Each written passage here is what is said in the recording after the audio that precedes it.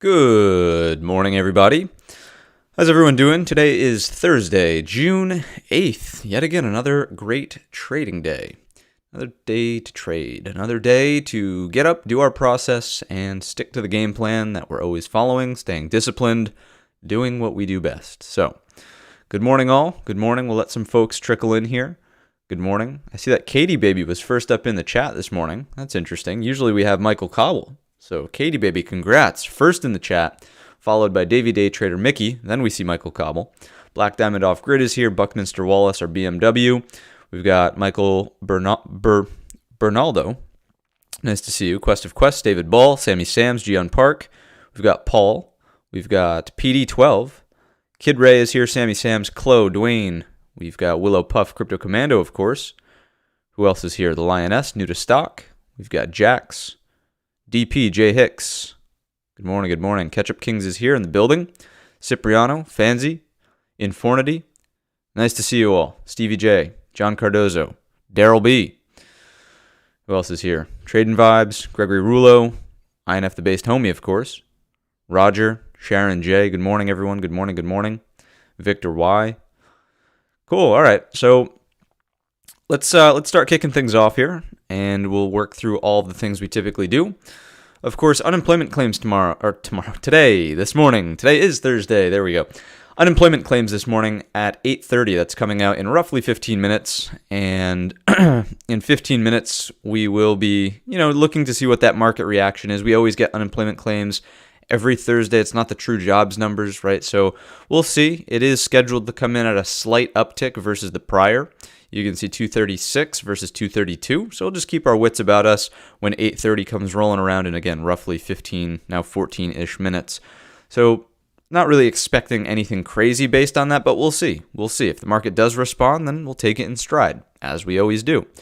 Let's take a look at our stock-specific headlines. So this morning, top-line figures are a bit mixed with the Dow down.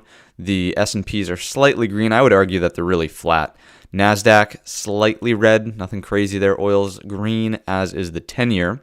So mixed top-line figures. If we look at the big headline this morning, Google is cracking down on office attendance. Asks remote workers to strongly reconsider. There was a brief going around among workers that in-person employees will enjoy better career opportunities, and that keeps rising. Keep moving up that food chain, working up towards Sundar's CEO role. Anyhow, so Google, they want their people in the office. They want more in-person collaboration. They want more in-person things to take place, meetings face-to-face, and we'll see how that goes over. Other stock-specific stuff. This is kind of interesting. Vessel buildup grows at the West Coast ports as maritime supply chain breaks, echoing the sickness chaos.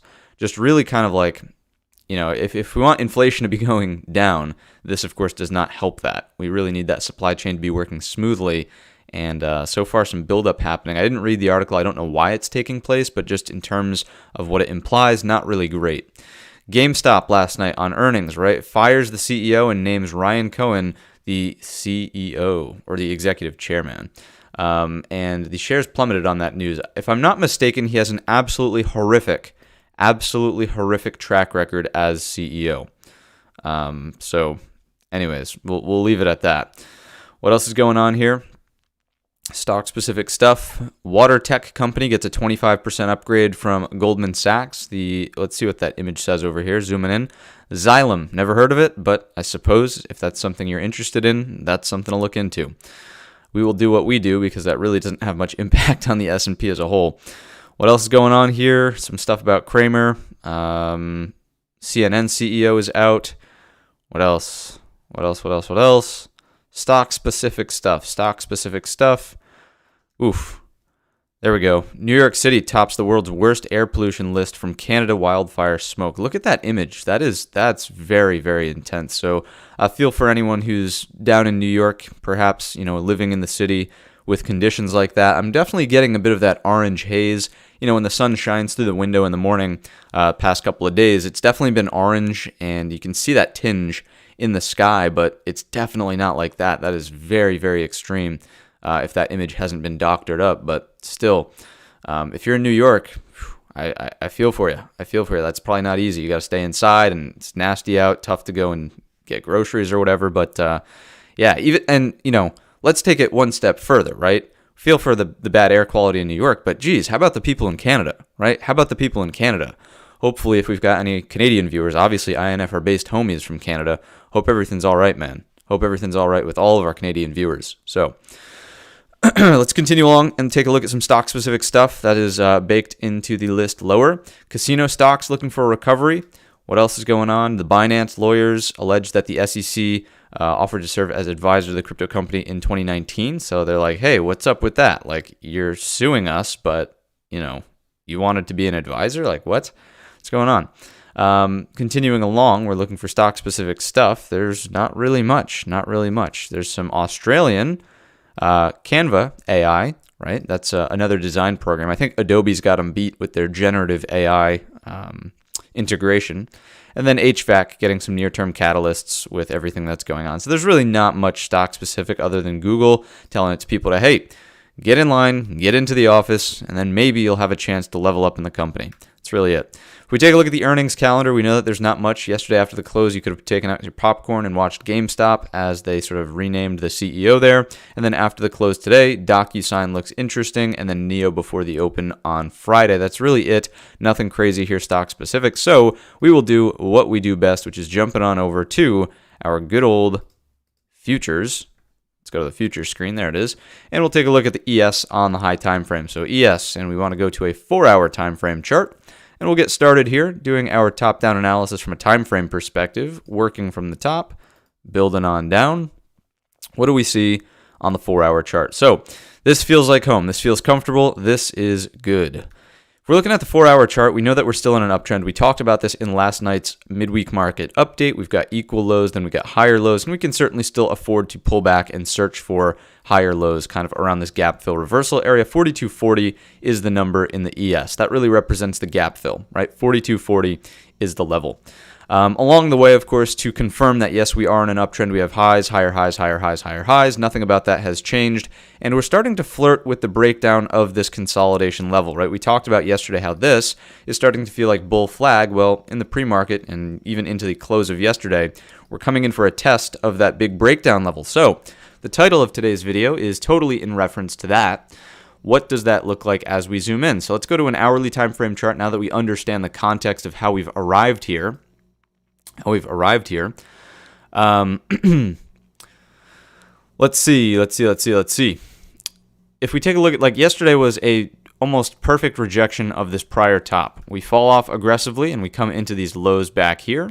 And now we're just consolidating weekly in the pre-market and post-market session. So overall, I'm not really seeing the excuse for a stronger buy-side move here unless we see a sweep of the lows, grab the stops, and this is something that we talked about in last night's episode, right? Look below and fail. Something that does this is the only interesting way to get back up into this range, right? If this sort of action right here takes place, we test the overnight low, don't really find any acceptance down there and go higher low back inside of the flag range, all of a sudden I think to myself, okay, if we look left, we know that there's thin structure through this breakdown to start closing this gap, and we're still looking for a gap fill reversal here for a 4-hour higher low, right? We know on the 4-hour time frame chart we can afford the higher low. So if we get here, we're still A-okay. And if the sellers can't break it down through the thin structure, and this right here happens with a higher low back inside of range, I have to think to myself, like, okay, buyers are probably stepping up. Sellers, don't really have it in the tank. They don't really have it in the tank. So watching out for that. Big shout out to David Mastriano, joining as a supporter. Thank you for tuning in. Appreciate your support and enjoy that green name and green cash bag. We've got T-Nuts as well with a $20 bill. Appreciate the info and consistency every week. You got it, T-Nuts. Thank you so much for the donation this morning. That one, once again, what I'd like to say is that any donation north of $9.99 goes into the relocation fund. Anything below is a coffee fund, unless specified otherwise from the donor. But anyhow, appreciate you guys tuning in. Appreciate everybody tuning in and being here. But certainly means a lot. So ES, right? Higher low back inside of range. Very interesting for upside. Sellers not able to really do their job, break down through the thin structure. And we know that we're still in a strong 4-hour and hourly trend that's pointing up. If we do break down, right, what's the alternative? A lower high underneath certainly starts to kick off that range rotation in the downward direction here, and we will look to trade that on today's session. So we kind of have a roadmap today all based around the prior low of day, 4270, 4269.25, that general area. Let's get a little bit more nuanced and granular with something like a 15-minute time frame chart and examine what's really on the docket for this morning session based on the 3 questions and where we're opening in relationship to some milestones from yesterday. So, as always, question number 1, where are we opening in relationship to the prior day's range? Here's the prior high of day, here's the prior low of day. Notice that this is a poor low as well. We talked about this in the video as well last night. But anyhow, where are we opening in relationship to both of those things? We're opening slightly inside of the prior day's range. So, we've got to be objective. It's not a true gap. We're technically opening in range, which is a balanced indication. Question number 1.5, whenever we're opening inside of range, is where are we opening in relationship to the value area? Value area low, value area high. We are currently opening in value, which once again is a neutral indication. It's the most balanced. It's the best opportunity for two-sided trade to resume on the opening bell. So we don't really have an edge based on the open being where it's located in relationship to the prior day's range. So neutral. P for patience is likely the play. You say P's too many times and it's P, play, blah, blah, blah. P for patience is likely the play on the open. And that's just from 1 and 1.5. If we take a look at question number 2, where are we opening in relationship to the overnight range? Overnight high is right here. Overnight low is right here. We're opening smack in the midpoint of the overnight range, which once again is just a very neutral and balanced indication. There's no good risk-reward opportunity or setup pressed into the overnight high or pressed into the overnight low as of right now. So P for patience still stands. Question number 3, is it going to throw things off or do we still need to be patient? And to do this, we are, of course, concerned with the overnight inventory. Is it net long, net short? To do that, you extrapolate the settle. How much time above, how much time below? A little bit more time below, but this move has certainly been neutralized with this activity in here, coming in for a little bit more of a net short in the most recent rotation. So I would probably argue that we might be somewhere along the lines of, let's go with 65% net short, 65% net short. So is there an opportunity for inventory correction? Not really with 65% net short, especially when we're not opening on a gap, especially when we're opening in value, and especially when we're opening in the midpoint of the overnight range, right? So I think P for patience still stands based on the 3 questions that we've answered so far. And I think our job is, quite simple. It's really quite simple based on what we just talked about on the hourly time frame chart. It's like you're either going to break this level and see a lower high for continuation underneath, or you are going to hold it on the open, in which case it will be choppy in here. It will be choppy in here. This is not an easy place to be trading in. Look at this. Look at your overnight, static, right? So it's not going to be an easy long trade if we hold that area, but nonetheless, there's no larger breakdown if we're above 4270. You could just use 4270 as the number. If you want to split hairs and use the prior low of day, it's technically 4269.25. 4269.25, okay? So 2 things to be watching out for on the 15-minute time frame chart. Actually, there's 3 things to be watching out for. I correct myself. I stand corrected. 3 things to be watching out for, and I'm going to scrunch this up so we can actually see that yellow gap target underneath us. There's the bottom. All right. So good to go. This is the roadmap for today's session. So take notes. This is what I will be watching out for. We are opening inside the prior day's range. We're opening in balance, so I will be looking for an opening range to develop. If we do so, we are looking for a flush of this breakdown point, 4270, lower high underneath, should start to target at minimum the overnight low, and then beyond that, we are looking for thin structure rotation downwards to the top of the gap at 4250, gap closes at 4240. That's the downside on today's session, and it seems totally reasonable based on everything that we've looked at thus far. Opening range is totally reasonable. We're inside of the previous day's range, neutral on the overnight session. If overnight inventory is pretty much balanced, it's not overly skewed, right? So this is very, very reasonable and would not be all that surprising whatsoever. Not surprising at all, right? If we go opening range and we start to break in the upward direction, is it an easy trade? Not really in here. Not really in here. So situation number 2 is opening range that breaks out. All of a sudden you're like, okay, not really all that convinced that we have anything important going on until we can get a recapture of the overnight high. Reason it's the overnight high is because if you extend this to the left, it represents this afternoon sort of resistance, right? So if we can do this, okay, maybe there are longs on the table to rotate just around in the balance range, the flag range, whatever you want to call it, what we were just looking at on the hourly time frame chart, right? So carry forward overnight high, 4278.75, 4278.75. Those are the 2 directional trades that are fairly straightforward. Where some trickery starts coming into play, right, starts coming into play like this. If we go opening range, flush the bottom, and then we come back in with a higher low, now we can start to think about look below and fail in the hourly time frame chart, and from there, we can start to look for upward rotations. In this case, I would probably be willing to get a little bit more aggressive on the pullback that respects the prior 4270, right, on a recapture, and not necessarily wait for the higher low over the overnight high, because we've already proven that sellers have failed right here to produce a big move lower, like materialize in the downward direction. There was no lower high up against here, right? So that's something to be mindful of. And as we get a little bit of volatility, that's the jobs numbers coming out, the unemployment numbers, right? So let's let that simmer in for just a moment, and then we'll perhaps go back and take a look at that. But for the most part, this is tradable, right? This is tradable as your trickery situation with a higher low back inside of range after a failed move underneath from the sellers right here. Okay? So those are really the three situations to be thinking about on today's session. Opening range, break higher low over the overnight high. Opening range, break lower high underneath the prior low of day. Start to look for this gap to close down underneath. And then the third and trickery situation is this same idea, but higher low back inside of range. And the entry point on all of these is going to be here, is going to be here, or is going to be here, right? That's kind of what I'm looking to do on this morning's session with our ES. That's the game plan. That's the roadmap. Everybody should be on the same page. And we understand that if we had to rank order these things in terms of what we think is most likely to happen, I would say that this is the primary outcome that I would be looking for based on everything we discussed yesterday in the the midweek update. If you didn't watch that, I would recommend that you do. It's the more in-depth breakdown, of course. That would be number one. Number two would be the fake break. And then number three would just be straight up, it stays in range. We get the higher low above. It's not that this is less tradable. It's just I think that based on where we're at in the sequence, I think we could definitely afford more of a number one. And unemployment claims seem to have really been a boon for the markets, pushing prices higher here. Let's go on over and take a look at that, see what the numbers actually came in at.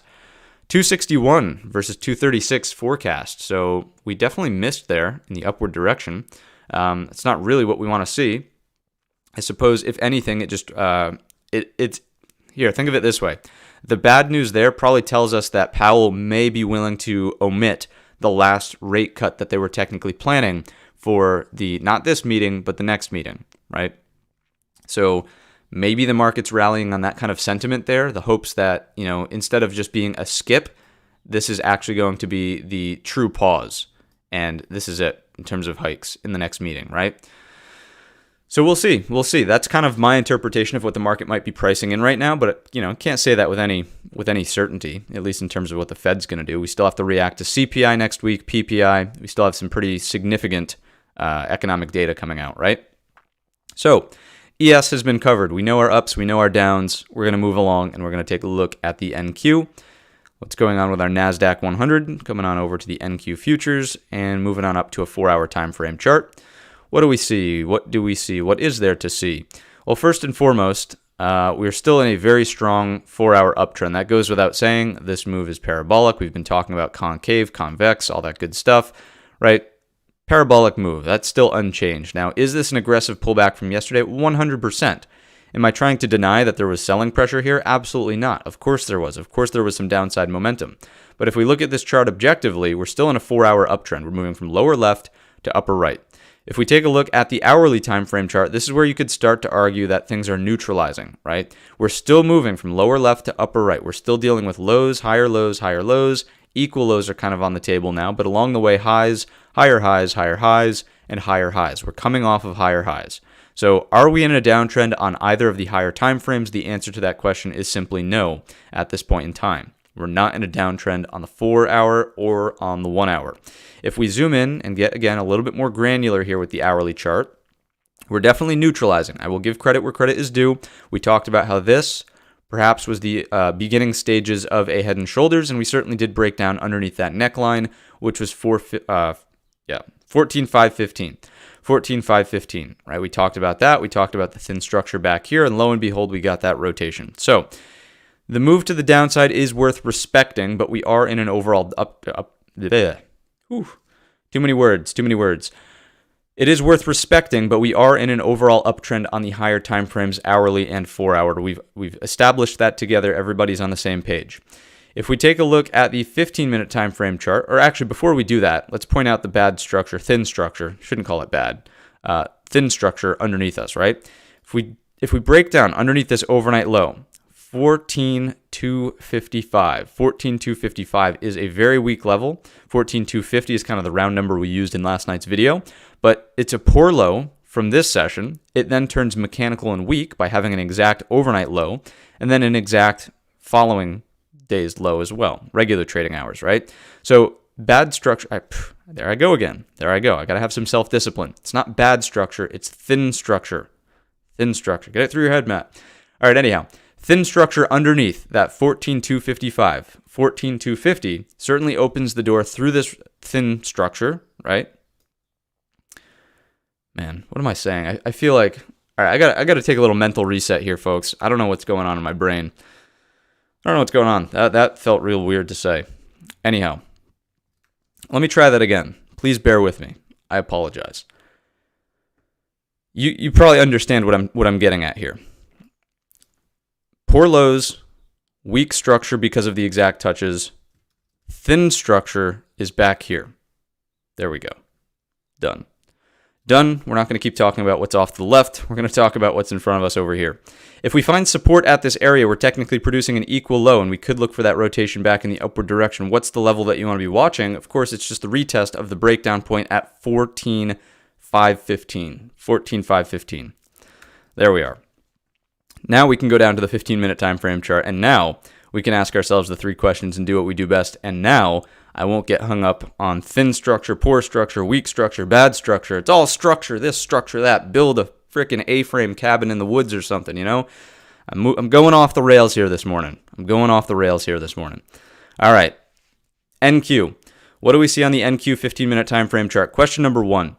Where are we opening in relationship to the prior day's range? Obviously, we're opening inside of range after a little exploration underneath, but we are firmly poking back in on this unemployment data. You can see that's really causing this green candle in the upward direction. So we're inside of range, balanced. Question number 1.5. What's going on with the value area? Here's value area high, here's value area low. Inside of value, neutral, balanced, patience. Two-sided trade is likely to resume based on this location. Question number 2, where are we opening in relationship to the overnight range? We just made a brand new overnight high. We're coming off of the overnight lows. So that's definitely more of a bullish indication, but it does set up good risk reward for a move in the downward direction, believe it or not, because a stop can be used just over the overnight high. We'll get to that in just a moment with our situations. Question number 3, last but certainly not least, overnight inventory position, net long, net short. To do that, you extrapolate the settle. We just did the same thing on the SP, or not the SPY, but the ES. So same thing as saying the close. How much time above, how much time below. Certainly net short, but neutralizing with this stronger push on way better volume in the last 15-minute bar here. So I would say that we're still maybe slightly net short because of the distance that's down here versus the distance that's up here. So we'll go with, 55. We're only going to say 55%. 55% net short in the NQ pre-market. All right. So what does this all tell us on the open? Once again, P for patience will be paramount on the opening print. We are looking for an opening range to develop because we are opening inside of value, and there's high likelihoods of a two-sided trade resuming. So if we just sketch in what this may entail, in a picture-perfect world, the opening range is kind of contained here, and then just like the S&Ps, break here is certainly interesting on a recapture of the gray level, right? And also the overnight high, 14,367. That's your upside out of an opening range. Your downside, of course, comes in like this. Break of the prior low of day. Lower high confirms underneath, and then we rotate into that 14,250, 14,255, this kind of area in here. That's where the stronger shorts are probably actually going to be waiting, right? That's where the stronger shorts are going to be waiting for. So your first precursor indication is the lower high underneath the previous day's range. If we just fall straight down and get into here, then of course that's an even more bearish indication. We know that we have thin structure off to our left, and that of course is tradable in the downward direction. So 2 downside outcomes to be looking for. Precursor is the lower high underneath your prior low of day. The true move will likely come in when and if we breach 14,250, right? If you're going to carry forward a big downside level, 14,250, must watch. 14,250 on the downside is a must watch for your NQ, all right? The same thing can hold true as did in the ES with a fake break, right? So if you do this, you see this downside move, then we come back into the previous day's range, higher low back above 14.3 like this, that is tradable right here. Because remember, folks, if we cannot get any sort of selling momentum to continue through the thin structure that's off to our left, I'm going to get all these structural references correct this time. If we do not see continuation through that thin structure, you have to ask yourself the question, why? Why are the sellers unable to push it through thin structure when in theory, when we think about this, it should be easier, not more difficult, right? So that's your downside and upside on the fake move if we get the higher low back above 14.3. So the roadmap is nearly identical to the ES. I do think that the ES has an easier level to spot that makes the downside cleaner, but the structure is thinner in the NQ, and thus the short may be more enticing here. You also have to remember that the ES is yet to break down from range. It's still stuck inside of its little balance range, right? Whereas the NQ has already broken down from the range. That was yesterday. That was yesterday's rotation. We already saw the breakdown out of the NQ. That's this move in here, right? So you have to weigh these data points on the open, and you have to at least consider also, we'll see this on the QQQ in just a moment, we're basically at the lower edge of the weekly expected move. It doesn't mean that we can't continue in the downward direction, but it does mean that the ES structure might be a little bit more enticing if it's going to play catch-up to the NQ, which is already broken down. Shout out to Catch-Up Kings. Whenever we talk about playing catch-up, we always give that shout out to Catch-Up Kings. So, NQ versus ES, I think the ES probably holds a bit more of a tradable outcome today, just based on what the pre-market has done, right? Just based on what the pre-market has done. All right? So those are my thoughts here. The frameworks exist in the same manner at these lows over here out of the opening range as they did in the ES. So just use different numbers, right? NQ is different numbers, ES is different numbers. That's all. The ideas and concepts remain the same. So with that said, we will move along and take a look at the Russell and what's going on with our good friend Russell 2000 and the small caps, going on up to the 4-hour time frame chart. Let's take a closer look at the price action here. Structure, balance, all that good stuff. We're not gonna jumble up the words on this one. So let's slow down the pace and make sure we say exactly what we intend to say and say it with authority. Russell, balance range, broken in the upward direction, absolutely. In terms of a double of that range, have we hit that? Pretty much. We might be a little bit shy, but we've pretty much hit the target, right? And if we look left at prior structure, this is where this is coming from, right? This totally should make sense. This should totally make sense where we're coming into for resistance, right? So we know we're in an uptrend. We know that this thing has just seen a massive squeeze out of structure and balance break. We've almost doubled our range. We're home at the target. With that said, let's move on down to an hourly time frame chart and let's evaluate the trend. Of course, trends are up on all time frames here, but lows, higher lows, certainly reasonable that because we have highs, higher highs, higher highs, right, we could very reasonably pull back, find a higher low, and continue on our merry way here on the hourly time frame chart. Where's that key structure? 1860 on the downside, or a gap fill reversal would be even more bullish, keeping us above this prior structure right here. Gap fill reversal, right? So let's get on down to the 15-minute time frame chart. We understand where everything's at in this sequence. Taking a closer look here, right? This represents single prints from the squeeze on the Tuesday session. That's something that you're definitely going to want to carry forward. Obviously, the pullback on today's session, if we do find a higher low here, does not even attempt to get through that. So it's not a concern yet, especially considering where we're opening in relationship to the prior day's range, right? This is clearly divergent from what we just saw in the ES and the NQ, which both are opening down towards the lows of the prior day's range, threatening a flush in the downward direction. The Russell, not even close. It's not even close, right? So what do we see here? 3 questions, as always. Question number 1, still inside the previous day's range? Yes. Still inside of the value area? Yes, for question 1.5. So neutral, P for patience, is still the play out of the Russell. Question number 2, where are we opening in relationship to the overnight range? Very compressed overnight range in relationship to what we had yesterday. So I would definitely say that this is, the compression of the overnight range itself is a neutral indication, but we're certainly opening towards the lower bound of the overnight range. So we'll give a little bit of credit to the bears there, able to push prices lower and not really rallying here on the unemployment data like the ES and the NQ. Question number 3, last but certainly not least, overnight inventory is definitely more balanced out of the Russell.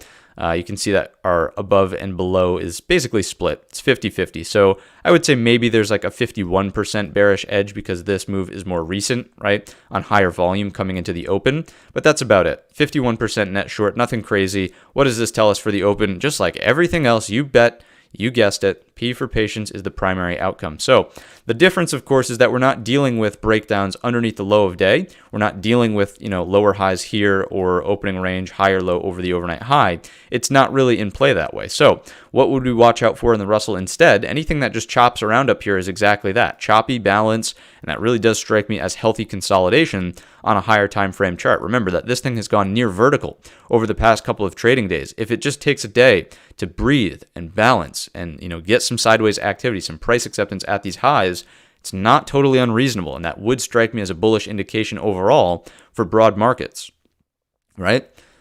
Price acceptance at these highs instead of a sharp rejection that starts to get into that thin structure based on the single prints from back here from Tuesday. That's a weaker market, right? That's a much weaker market than a market that's just chopping around up here inside of the value area. So if the Russell wants to stay above value area low, it's 1884, all good. Like that strikes me as a very bullish implication for broad markets, right? So small caps hanging on here, very, very healthy. It speaks to the broadening nature of the rally. And again, this is a concept that I talked about in last night's episode. Again, broadening nature of the rally. It's if this can hold up as the tech cohort saw a nasty day yesterday, it speaks to the fact that more companies out there in the market are getting a little bit of a bid. They're getting a little bit of a bid, right? So that's noteworthy, and that's really where we'll leave it off on the Russell. If it does continue in the upward direction, we've got to be searching for, let's go ahead and search for some structural targets off to our left. What do we have up here is probably what I would be looking for at 1925 coming from back here.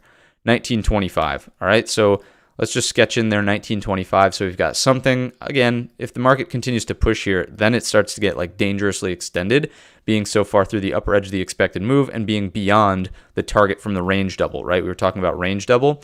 If we go beyond that to like up here, now we're pushing it. We're really, really pushing it, right?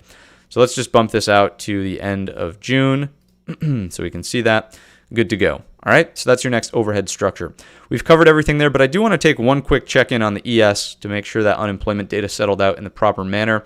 Hourly chart will do.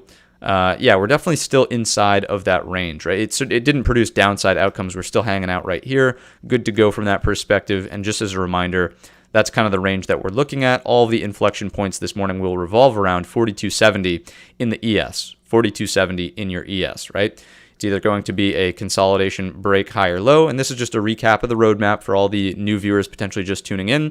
Recap of the ES roadmap is we're looking for an opening range. We are looking for a break and higher low over the overnight high. That's the bullish situation. An opening range, break lower high underneath the low of day at 4270. Remember, that's your inflection point. Is your downside outcomes. We'll start looking for this gap to be in play down underneath us. 4250, 4240 is where the close is. And then the fake out move is, if you notice, the ES breaks the previous low of day, comes back into the previous day's range, higher low inside, look below and fail, look to target a rotation back up towards the top ultimately, but one step at a time, right? First target the overnight high, then you can walk up the value area high, and then after that is where the range really opens up, right? So we've covered it all in terms of index futures here. We've got them out of the way. We know what the game plan is for the ES. Let's move along and take a look at our ETFs. What's going on in the cash ETF world? So SPY, all these levels should be familiar. We did a full recap on last night's midweek market update. It did come out a little bit later than I anticipated, but deal with it. You folks can you can go back and watch it. And for the most part, we've recapped the situations anyhow in the pre-market prep this morning. That was a sarcastic deal with it, all right? Anyhow, spiders, your level, your number is going to be 426.50. It's the same thing as 4270 that we were just talking about in the ES futures, right? If we go opening range and then higher low over the overnight high, that level is going to be 427.20, 427.20. If we get a higher low over 427.20, you're looking for the rotations up to the top of the range, and we remain in consolidation. Markets remain bullish here, bull flag, right? If we go opening range breakdown, the game plan is for a lower high underneath 426.50. Then we can start to trade in the downward direction for our gap below. The numbers for the gap are 424 and 422.90 on the downside. 422.90 on the downside is where the gap closes. Just like in the ES and just like we just talked about, fake break here, higher low back inside of the previous day's range. That is tradable right there on the higher low for the look below and fail. All right, 426.50, it's the inflection point for the morning, 426.50. If you're only going to have one number on your SPY chart, 426.50 is the level to have. All right, now once again, I do think that these lows are weak, right? They could use some repair. If we look left, this is not the best structure to offer support. I do think that the downside outcome here, the flush of this prior low of day, the flush of 426.50, should be, or at least for me, it will be, the primary situation to be thinking about on this morning session. And then if it wants to turn into a look below and fail, that's really where I'd be more optimistic for rotation back higher. If it just starts to move higher out of the gates and we find ourselves trading here, unless it takes a minute to get there, and not literally a minute, but multiple minutes to get there, and we have some intraday structure along the way, right?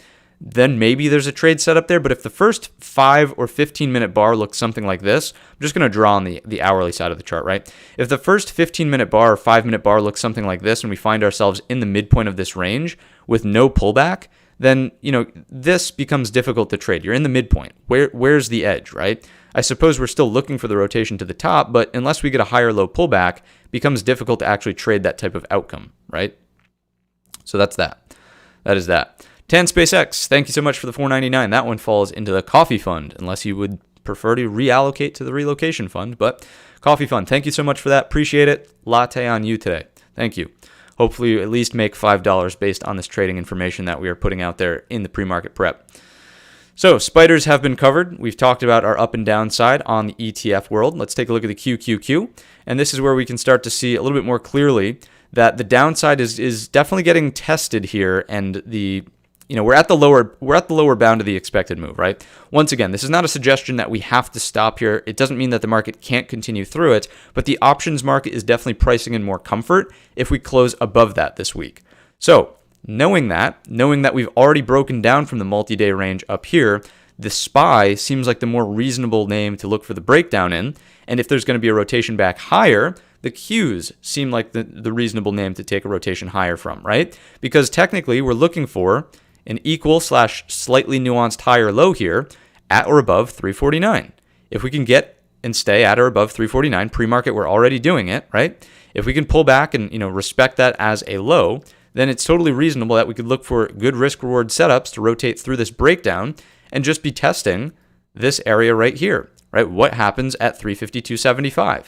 Do we produce a lower high, in which case we're certainly starting to deal with a stronger head and shoulders on the hourly, something that looks like this, and then it's all eyes on the flush point here. We know that we have thin structure off to the left because of the poor lows on the NQ right there. Nailed it. And we'll watch out for that, right? 346.75. That's the downside. So again, ES has not broken the 3-day balance range yet. If the markets are going to break down, I would feel more comfortable trading the ES in the downward direction. If the markets are going to rotate higher, instead of chopping around in the ES range, right, the 3-day balance range, sure, you could get the range rotation. That's fine. You can believe in all that. That's totally a reasonable trade. But I would prefer to look at the QQQ and say, all right, we're holding up here. We know that the daily trend is incredibly strong. We're pushed up, right up against the lower edge of the weekly expected move. We're kind of testing that lower bound. If we support and markets are rotating higher, there's this breakdown structure to rotate through. I'm looking at this, 352.75, right? So that's what I would sort of do between the two indexes on today's session, SPY versus the Qs, and those are the numbers where those trades will revolve around, okay? So everybody on the same page here? Everybody good with the Qs versus the SPY? Let's see a Y in the chat if we are good between the two. A Y in the chat if we understand the difference between the two, the preference for a long out of the Qs versus a short in the SPY, right? Let's see some Ys in the chat if we're good on that game plan. Right, and the other thing to point out, just as we're seeing some things roll into the chat, that's great. The other thing to point out is we don't really put too much weight into the after hours patterns.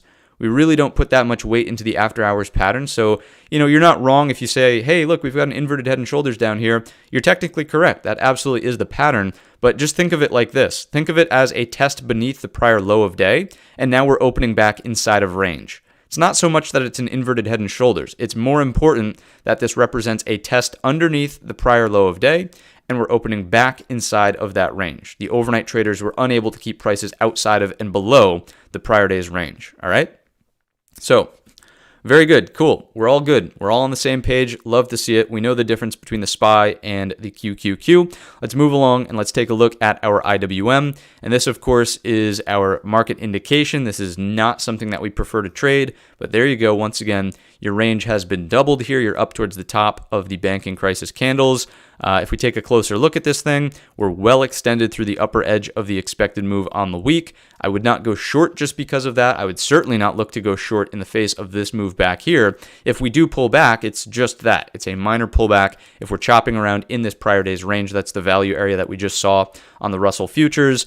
There's not much to really do there. There's really not much to do there. Maybe if we get a breakdown underneath 186, perhaps we rotate through this thin structure and tag up to the P-shaped consolidation from the Tuesday session. That could be on the docket on a break of 186, but it's like stepping in front of Superman. Remember we had that conversation a while back? We were talking about, hey, you don't want to jump in front of a freight train, and we were talking about, what else is there? We have airplanes, fighter jets, all that good stuff, and someone threw out Superman. This is like stepping in front of Superman. I know INF will remember that moment vividly. I know he'll remember that moment vividly. That's right. So IWM, right? You don't want to step in front of Superman here. You really want to respect this thing. Watch 186. If you do decide to trade IWM puts on that break, just please don't overstay your welcome. Please don't overstay your welcome. Just understand the context of the move in which you are getting involved, right? So overall, as a broad market indication, this to me is very, very bullish, speaks to the broadening nature of the rally. We've been talking about that, right? If we're seeing the tech concentration pull back, sure, that's going to be represented in your QQQ. But if the nature of the market as a whole is improving, it will be reflected in the IWM, the broadest index that we watch with 2,000 constituents versus the 100 in the NASDAQ and the 500 in the S&P. You could look at something like the S&P. What do you have? The S&P 1500. I think there's a 1500 S&P. You could look at something like that, and it's honestly not that bad, the S&P 1500. It's not something that I would look to trade, obviously, but nonetheless, just as a broad market indication, it's watchable. It's definitely watchable. All right. So we've got this all covered on the IWM. We know our levels. Someone was asking, could IWM push into the 190? I mean, there's nothing saying that it can't do that. Obviously, markets can always do whatever they want to do. It wouldn't be my preference, though. We would be dramatically overextended from this move.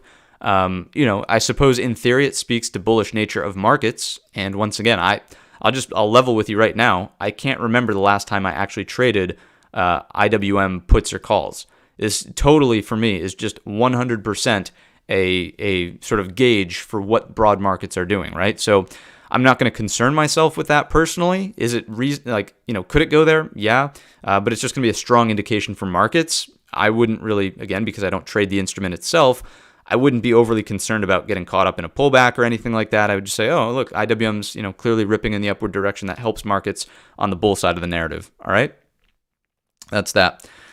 You don't tug on Superman's cape. Yeah, I wouldn't do that either. That's a song, apparently. Never heard that song. Might have to take a look at it after the stream.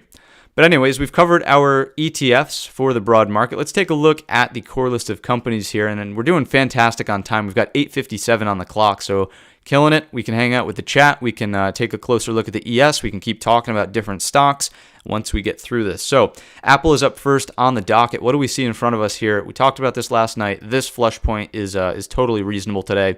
Underneath the lows, notice the complete H pattern here. Rejection of that 179.50. Yesterday we were dealing with 180 because that was the open of the Tuesday print, but now it's clear as day where that rejection is coming in. It's a little bit lower at 179.50, so use that level going forward. Bears have the edge looking for this gap to close under 176.75. Buyers, nothing going on in here. Nothing going on in here, only trusting it on a higher low over 179.50. That's the only way. It's the only way. There's no reason to get chopped up in this activity. Could we pick off a scalp in there? Yeah, I'm not saying that there won't be scalps, but the better structure, of course, for longs is a higher low above 179.50. So we'll leave it off at that. Actually, no, we won't. We won't, because if there's a gap fill reversal, that's totally tradable for a daily higher low over 175.75, and the same thing holds true at 174. That's a brutal breakdown today. If we make it to 174, almost mirroring what we got from the sort of event on Monday, right? So that would be a pretty harsh breakdown.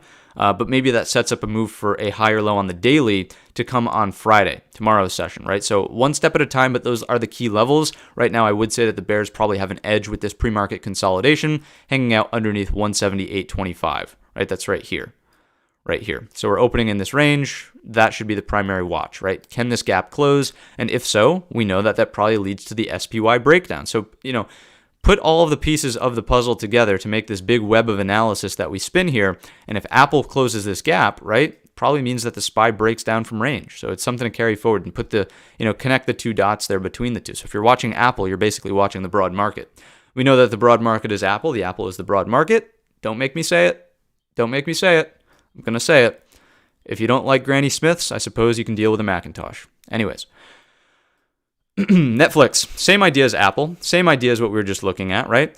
If you look at this upper wick, pure rejection over that 410.50 after a gap up yesterday. And we find ourselves at the bottom end of the range. Now, the interesting thing about Netflix is that if we support here, right, and we can actually clearly exhibit support on the open around 397.50. Mind you, we're opening a couple points higher than that. You can see that on the 30-minute side here, right? If we do something that looks like this, right, the rotation up towards 410.50 could totally be on the table. Could totally be on the table, right? So if we find support 397.50, you're just playing around in this range, and this is kind of reasonable for upside. So I would watch out for that 397.50. The downside implications, yes, there's look above and fail. All of that's on the table. If we break it, it's totally, it's reasonable for a short to unfold. But remember, we are in a daily uptrend. We did just produce a brand new higher high. So to get involved on the short side, I would really want to see that proof of a lower high underneath 397.50 before aiming for those downside outcomes into 390.50, right? That's kind of the downside look that I would be patient for on something like your, on something like your Netflix chart, right? So wait for that lower high if we're trying to short this under the bottom of the range, all right? Next up, let's take a look at Tesla. What's going on with Mr. Musk's Mars mission?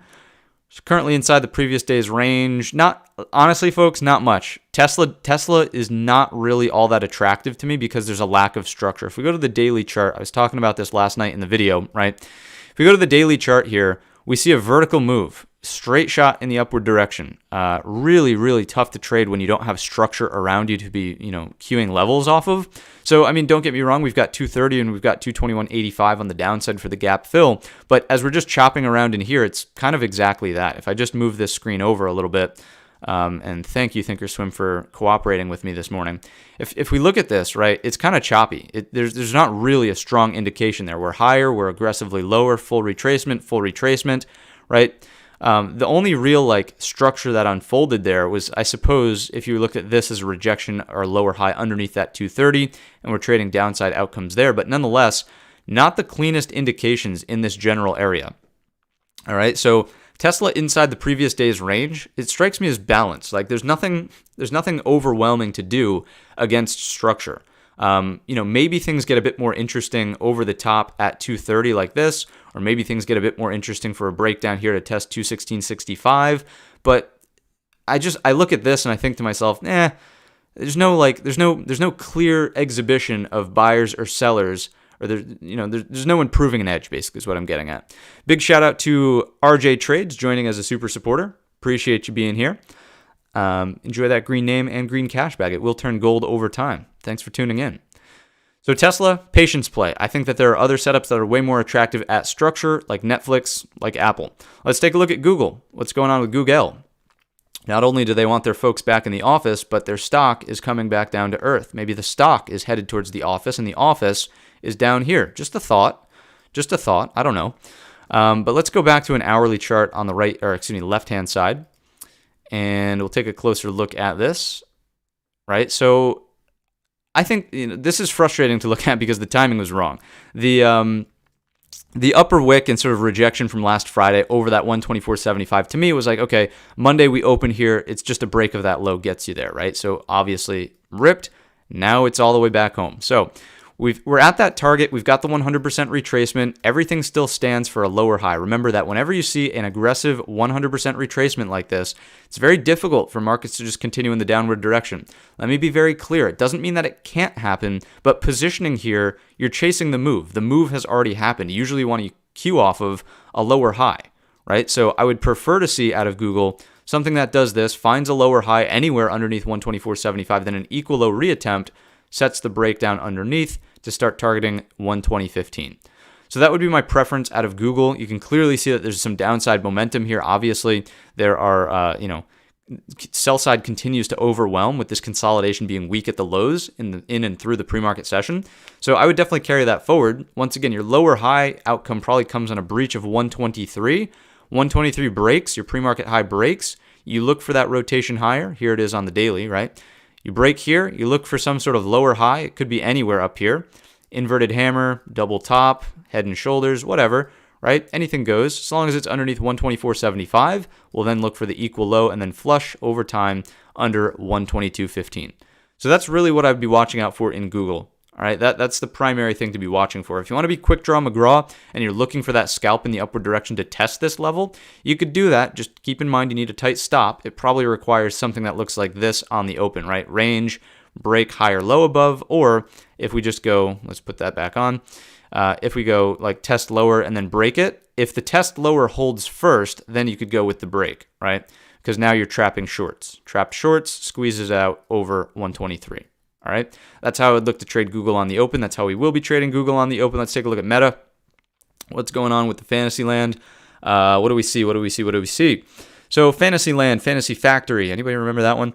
Definitely looking for the lower high underneath 265.85, right? If we can get something that does this, a little bit more impressive for downside. It'll be cleaner at least to trade because we can position off of that level. It's been a straight shot lower. This is already broken down from its range. So on the hourly chart, if we're going to find a new downtrend, right, two things can happen. Number one is right here, or number two is right here. So really just using 265.85 and 270 as levels. Now, to get to 270, obviously there's some decent range to trade for in the upward direction. So how do we take advantage of that? Notice that we're also opening on a very minor gap down right now, very minor gap down. If we get a higher low over 265.85, you can technically do something like this and try to pick up the upside between the two. 270.50, 265.85. Why is that? Well, we have overhead supply here and thin structure on the breakdown. Just like we talk about retracing thin structure from buy-side breakouts, we can retrace thin structure from sell-side breakdowns. So higher low here, interesting to capture that upside today. It would be a little bit of a, you could call it a dead cat bounce, just, counter trend move, whatever. You'll look for the lower high underneath overhead supply at 270.50, and that will hold the secrets for the next move out of Meta. That'll hold the next, the secret for the next move out of Meta. Reason being is that if we do produce a lower high, then we flip into a daily downtrend with a lower high there, and now we have lower lows as well. If we get something that pokes back into this balance range, now it's like, okay, do we continue to close the overhead gap? Perhaps, all right? So if it continues to just fall off of a cliff here, I'm not necessarily convinced that chasing it short is the best idea. You do have to contend with this. This is a level I would add to your charts if you don't have it, 260. 260, the open from this gap down that then recovers on Meta, all right? So that is that. 260, let's make that even. You guys know how this stuff drives me nuts.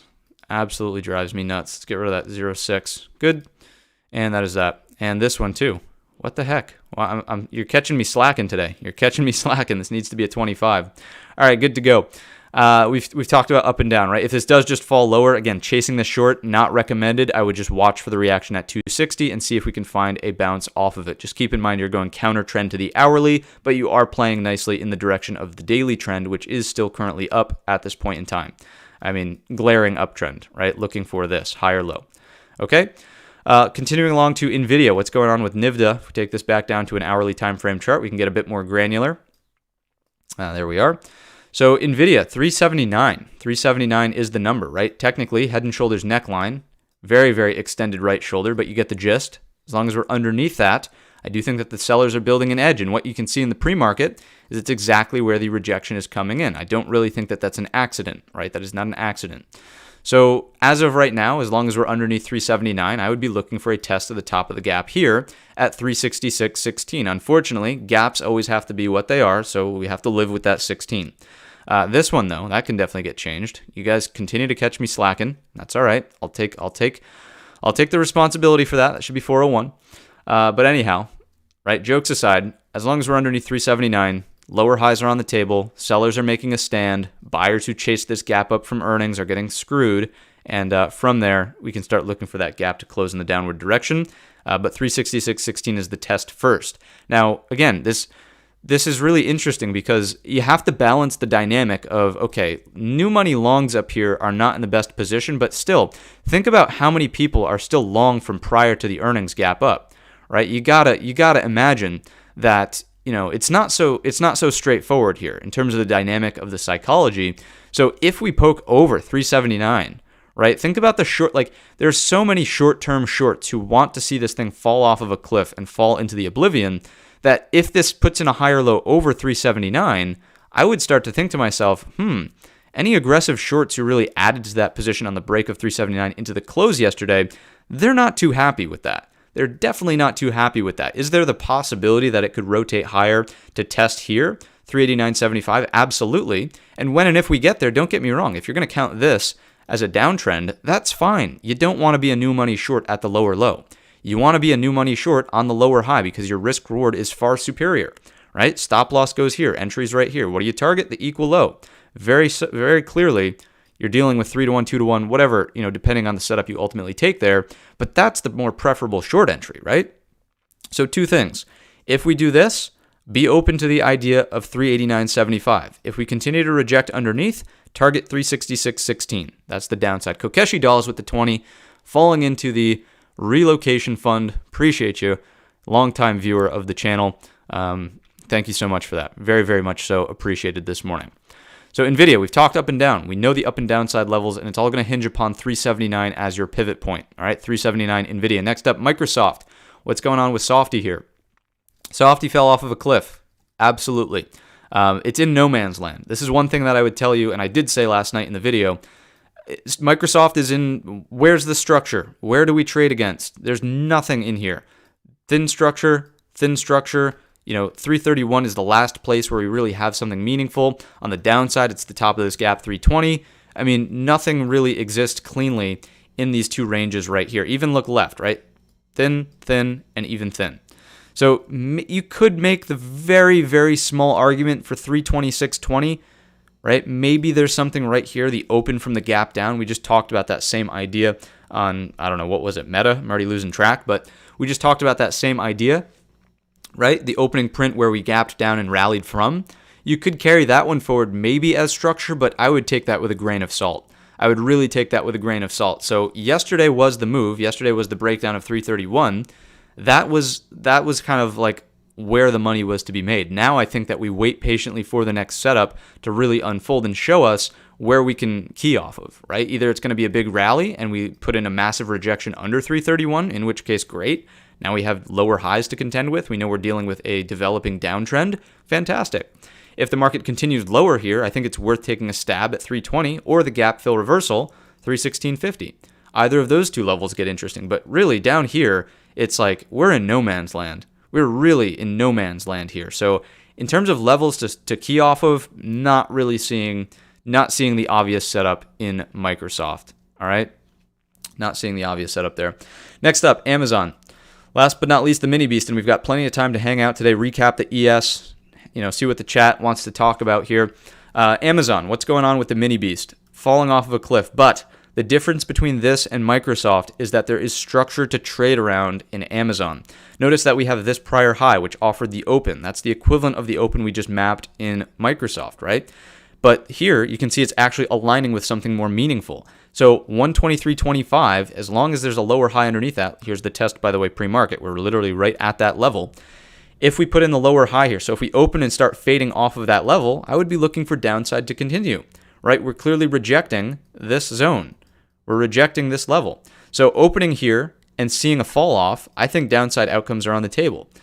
If we go higher first and then underneath it, right, that's also a big indication for a short under the opening print, right? You're trying to recapture it. You're trying to rotate through this as thin structure, this as thin structure. If it doesn't happen and you pitter out, right, under the opening print gets interesting because you failed the level, 123.25. All right, target the equal low, 121.25.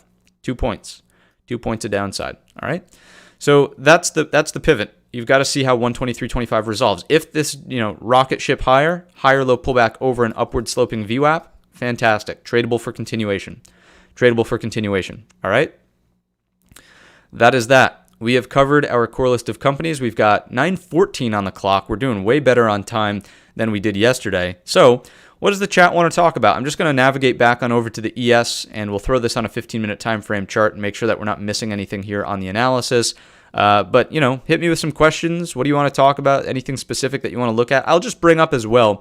Actually, instead of going to the ES, we'll look at that right before we tune out. But AMD on the table today. This is one of the better short ideas from last night's trade ideas segment. If you made it all the way to the end of last night's video, certainly appreciate you.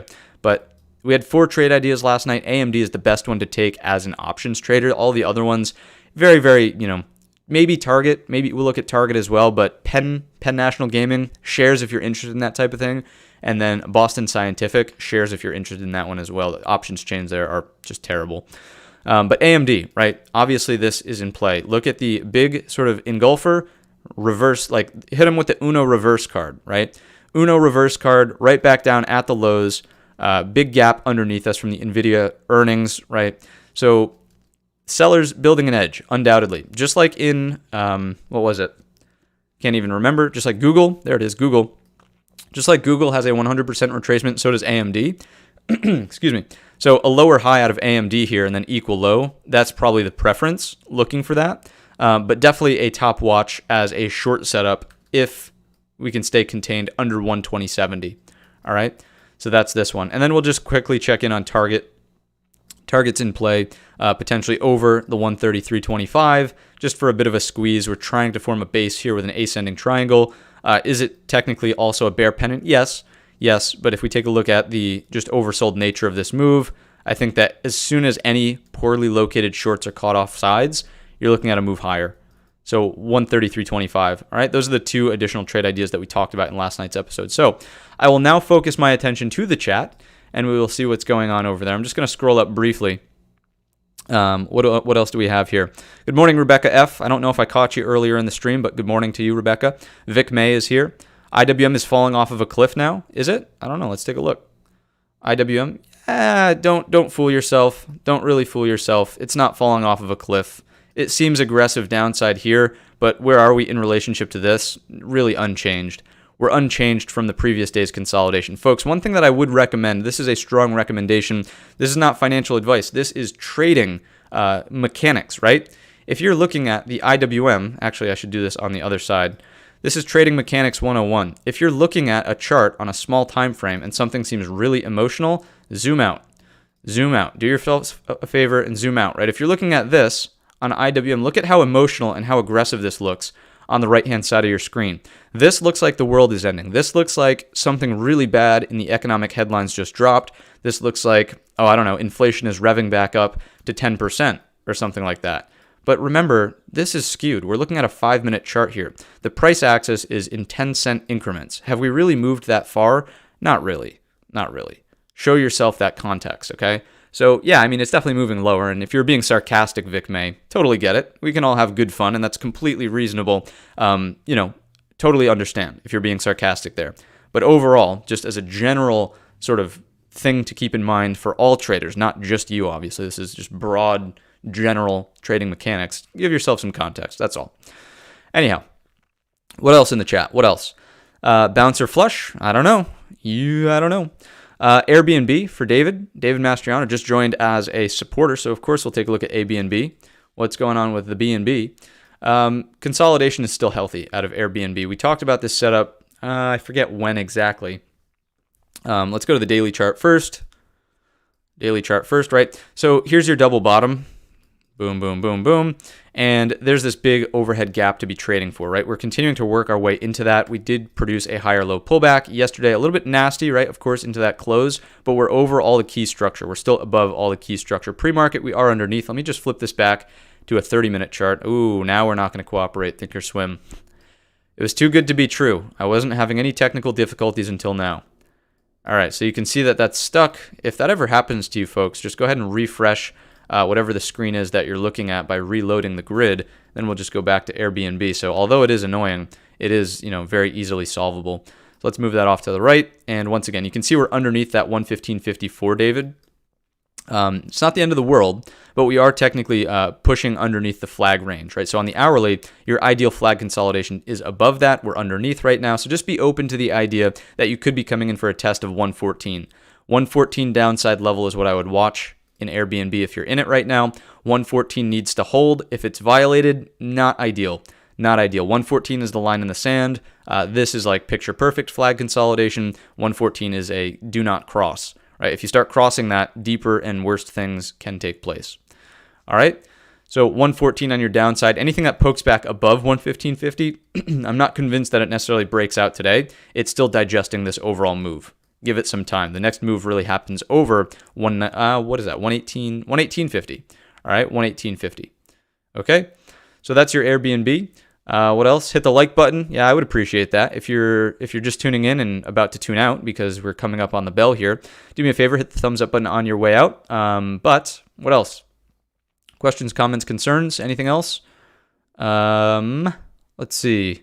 Just hit the Airbnb. Green Day all. Appreciate that, Maria. Thank you very much. What else? INF wants to talk about the hot debate. Is cereal considered soup?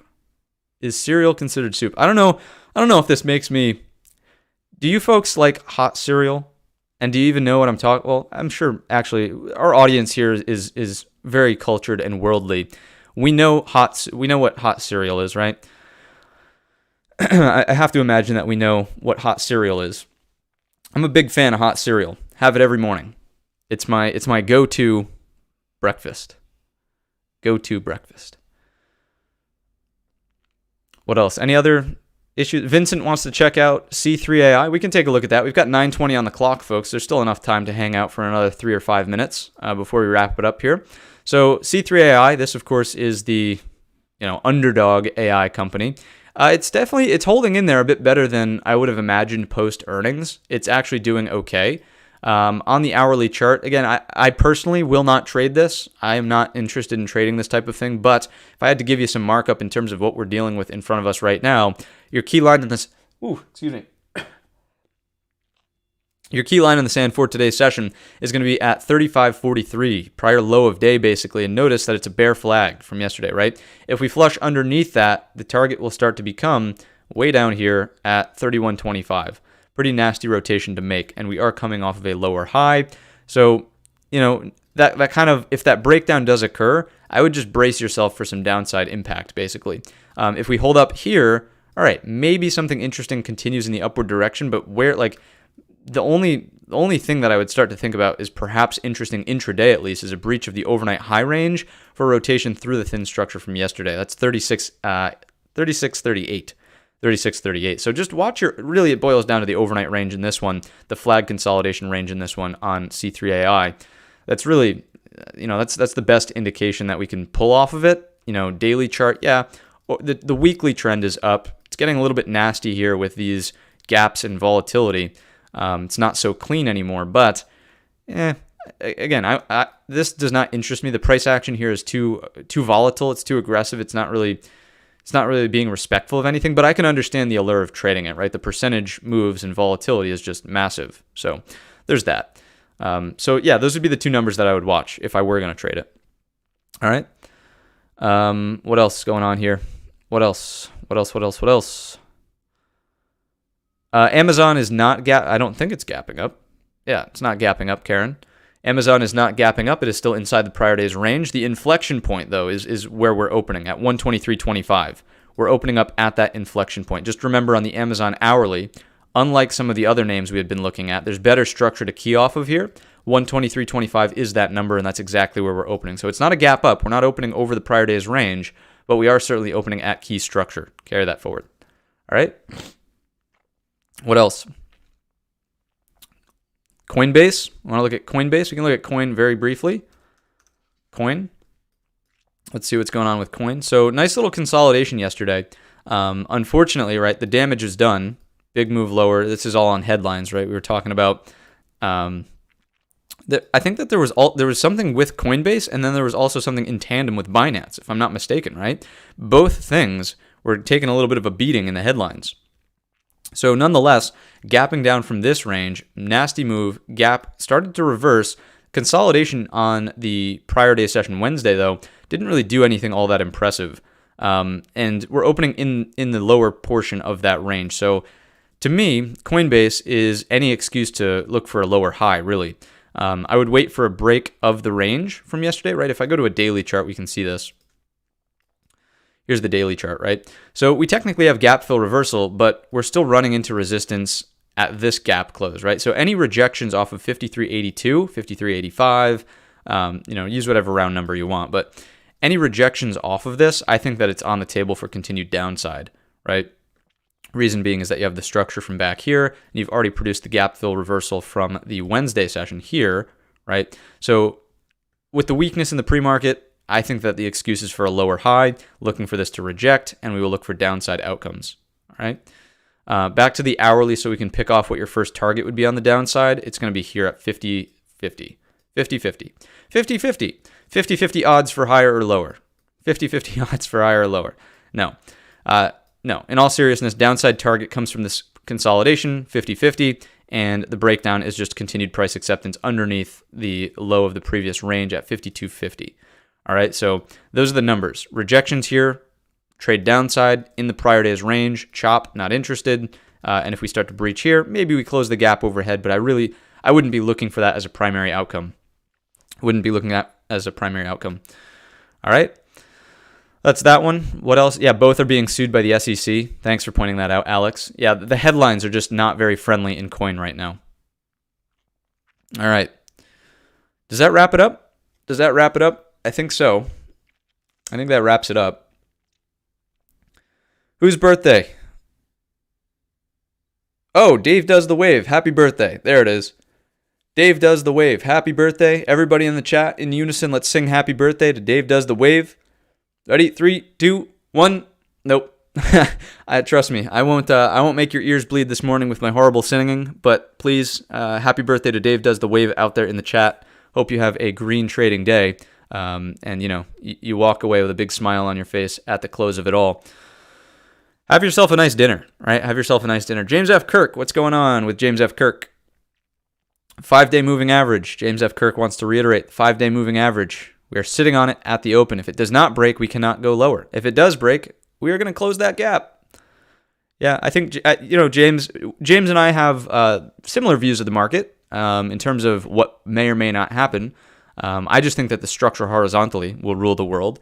And if the 5-day moving average is confluence there, I think that just boosts and strengthens the case to be made for it. So, all right, that is going to wrap up today's episode of our pre-market prep. We had a good time. We had some fun here in the later half of the stream chatting with you all. The ES is unchanged. There's not much to update you on here. There's, we're still in this consolidation from the little pre-market session when we started. Nothing crazy has happened. The plan still remains, right? Breakdown here, lower highs underneath prior low of day, 42.70. Anything that consolidates, it's not bullish yet. Higher low over the overnight high gets interesting. Then your fake out situation is here. Sweep the lows and higher low back up inside of range. Very tradable on that move right there. That is the recap for today's session. I hope you all have a green trading day. I hope you win INF. I hope everything's all good up there in Canada, the Great North.